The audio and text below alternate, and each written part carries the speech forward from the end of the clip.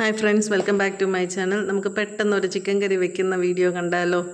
അപ്പോൾ അതിന് വേണ്ടി ഇൻഗ്രീഡിയൻസ് വെളുത്തുള്ളി, ഇഞ്ചി, തക്കാളി, ഗരം മസാല. ഞാൻ ചിക്കൻ മസാല പൊടി മേടിക്കാറില്ല, ഗരം മസാല വീട്ടിൽ പൊടിക്കത്തേ ഉള്ളൂ.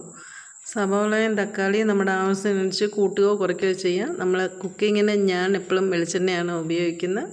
എണ്ണ മൂത്ത് കഴിഞ്ഞപ്പോൾ കടുക് ഇട്ടു. കടുക് പൊട്ടിക്കഴിയുമ്പോൾ നമ്മൾ ഗരം മസാല പൊടിച്ച് വെച്ചിരിക്കുന്നതെല്ലാം കൂടെ അതിനകത്ത് ഇട്ടിട്ടുണ്ട്. എന്നിട്ട് കറിവേപ്പില ഇട്ട് കൊടുത്തു. എന്നിട്ട് വെളുത്തുള്ളിയും ഇഞ്ചിയും ചെറുതായിട്ട് അരിഞ്ഞ് വെച്ചത്. ഇത് അരച്ച് ചേർക്കുന്നവരുമുണ്ട്. ഞങ്ങളിവിടെ അരച്ച് ചേർക്കത്തില്ല. അപ്പം അല്ലാതെയാണ് ഉണ്ടാക്കുന്നത്. അരച്ച് ചേർത്താലും ടേസ്റ്റാണ്. പക്ഷേ ഇവിടെ അത് ഇഷ്ടമില്ലാത്തതുകൊണ്ട് ഞാൻ അരച്ച് ചേർക്കാത്തതാണ്. പിന്നെ സവോള ഞാൻ 2 സവോള എടുത്തിട്ടുള്ളൂ. കൂടുതൽ താല്പര്യമുള്ളവർക്ക് ചേർക്കാം. ഗ്രേവി ഇച്ചിരി കൂടുതൽ വേണമെങ്കിൽ അത് ചേർക്കാവുന്നതാണ്. തക്കാളി ആവശ്യമനുസരിച്ച് ഞാനൊരു പകുതി തക്കാളിയൊക്കെ ചേർക്കത്തുള്ളൂ. എന്ന് വെച്ചാൽ ഇവിടെ തക്കാളി അധികം ഉപയോഗിക്കാറില്ല. സവോള ഇട്ടിട്ട് അതിൻ്റെ കൂടെ നമ്മൾ ഇച്ചിരി മഞ്ഞൾപ്പൊടിയും ഉപ്പും ചേർത്ത് കൊടുക്കുന്നുണ്ട്. എന്ന് വെച്ചാൽ പെട്ടെന്ന് ആ സവോള വഴണ്ട് കിട്ടാൻ വേണ്ടി ചേർക്കുന്നതാണ്. നമ്മൾ ലാസ്റ്റിലെല്ലാം ചിക്കനെല്ലാം ചേർത്ത് കഴിഞ്ഞിട്ട് ഉപ്പ് നോക്കിയിട്ട് ആവശ്യമുണ്ടെങ്കിൽ ചേർത്താൽ മതി. അപ്പോൾ ആദ്യം സവോള വഴലാൻ വേണ്ടി ഇച്ചിരി ഇട്ട് കൊടുത്തതേ ഉള്ളൂ. ഉപ്പ് കൂടുതൽ വേണ്ടിയവർക്ക് പിന്നെ ചേർത്താൽ മതി. പിന്നെ സവോള ഏകദേശം ഒന്ന് വഴണ്ട് വന്നപ്പോൾ നമ്മൾ തക്കാളിയും കൂടെ ചേർത്ത് കൊടുത്തിട്ടുണ്ട്. ഞാൻ നേരത്തെ പറഞ്ഞോളൂ, ഞാൻ പകുതി തക്കാളിയേ എടുത്തിട്ടുള്ളൂ. ആവശ്യമനുസരിച്ച് ഇച്ചിരി പുളി താല്പര്യമുള്ളവർക്ക് കൂടുതൽ ചേർക്കാം. ഞാൻ എല്ലാ തിങ്കളാഴ്ചയും കുക്കിംഗ് വീഡിയോ ആണ് ഇടുന്നത്. വീഡിയോ കാണുന്നവർ സബ്സ്ക്രൈബ് ചെയ്യാത്തവരാണെങ്കിൽ സബ്സ്ക്രൈബ് ചെയ്യണേ. ഇപ്പോൾ സവോളയും തക്കാളിയും അത്യാവശ്യം വഴണ്ടിട്ടുണ്ട്. നമ്മളിനി മല്ലിപ്പൊടി ആവശ്യമനുസരിച്ച്. ഇവിടെ മസാല ഐറ്റം എല്ലാമേ ഞാൻ ഇച്ചിരിയേ ചേർക്കത്തുള്ളൂ.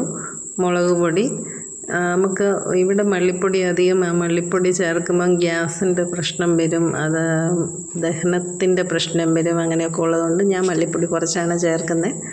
ചിലർക്കൊക്കെ മല്ലിപ്പൊടി ഇച്ചിരി ചേർക്കുന്നത് താല്പര്യമാണ്. എന്ന് വെച്ചാൽ ഗ്രേവി നല്ല തിക്കായിട്ടിരിക്കാൻ നമ്മളധികം ചാറില്ലാതെ പറ്റിച്ചെടുക്കാനാണ് ഞാൻ ഉദ്ദേശിക്കുന്നത്. അതുകൊണ്ട് ഇത്രയും മല്ലിപ്പൊടി മതി.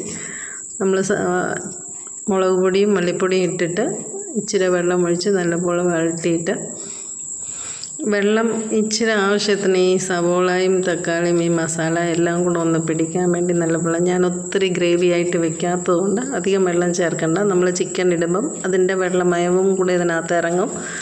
ഈ സമയം ഉപ്പ് വേണമെങ്കിൽ ഇച്ചിരി കൂടെ നോക്കിയിട്ട് ഇടാം, അല്ലെങ്കിൽ ചിക്കൻ വെന്ത് കഴിഞ്ഞിട്ട് നോക്കിയിട്ട് ഇട്ടാൽ മതിയായിരിക്കും.